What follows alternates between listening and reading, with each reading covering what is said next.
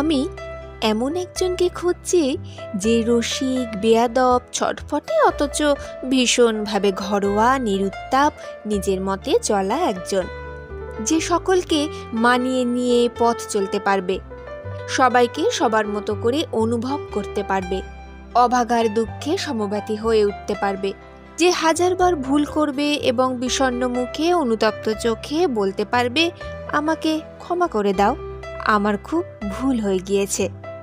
যে আকাশে মেঘ দেখলে ভয় পাবে, আমার হঠাৎ বৃষ্টির প্রেমে মশগুল হয়ে উঠবে, যে নীল আকাশের পাখির পাশাপাশি উড়তে চাইবে, সবুজ ঘাসের উপর খালি পায়ে হাঁটতে চাইবে, যে হারতে ভয় পাবে না কিন্তু হারাতে ভীষণভাবে ভয় পাবে, যে ঝুঁকে পড়া শিরীষ গাছের ডাল থেকে পুকুরে ঝাঁপ দিয়ে স্নান করতে চাইবে, গায়ে পাকের গন্ধ মেখে ডুব সাঁতারে মাছের বাড়ি দেখতে চাইবে, যে দূরের নির্জন চাষ জমির মাঝখানে গিয়ে হারিয়ে যাওয়া অতীতের সাথে কথা বলবে, আপন মনে চিৎকার করে গান গাইতে গাইতে দু চোখের জলে ভিজবে।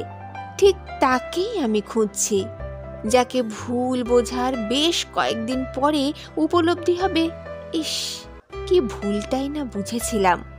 অনুশোচনা ঘনীভূত হবে আফসোস। ঠিক তেমন একজনের খোঁজ করতে করতে ক্লান্ত আমি। আয়নায় আমার নিজের দেখা পেলাম, ওই তো যাকে আমি পেতে চাইছি। তবে কি আমি আমার সাথেই দেখা করতে চাই? কিন্তু কিভাবে তা সম্ভব?